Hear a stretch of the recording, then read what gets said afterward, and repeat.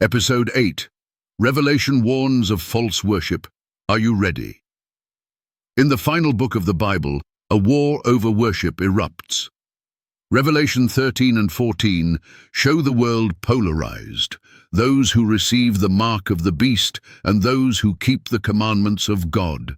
And in the center of it all stands the Sabbath, the commandment that identifies the Creator, the one that begins with remember, the one that the beast power seeks to erase. Revelation 14:6-7 says, "Fear God and give glory to him, for the hour of his judgment is come, and worship him that made heaven and earth and the sea and the fountains of waters." That phrase isn't random. It's a direct reference to Exodus 20:11, the Sabbath Commandment. God's final call to the world is a call back to creation and to the Sabbath.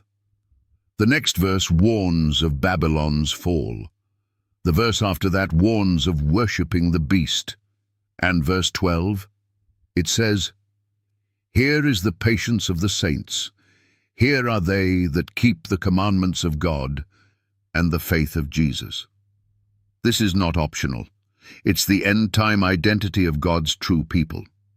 Yet many churches today teach that obedience to the commandments, especially the Sabbath, is legalism. They say it doesn't matter. But Revelation says it matters so much, your eternity depends on it. Hebrews 4:9-10 reminds us that the Sabbath remains. Revelation confirms that it's the final test, and still, people cling to tradition. But in the last days, God won't judge you by what your pastor said. He'll judge you by what he wrote, and what he wrote says, the Sabbath is still holy. 10. Confrontational questions. Why does Revelation 14:7 quote the Sabbath commandment when calling for true worship? If the Sabbath doesn't matter, why is it connected to the Creator in Revelation? Why are God's end-time people described as commandment keepers? If the fourth commandment is irrelevant, why is it highlighted in the judgment hour? Why does Revelation contrast those who worship God with those who worship the beast?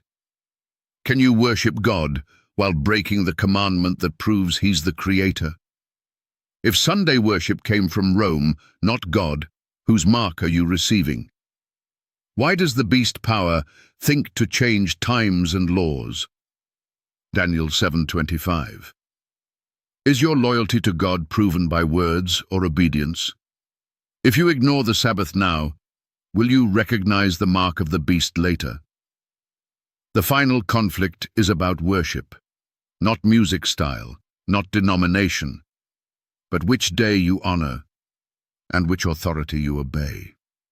The seventh-day Sabbath is God's seal.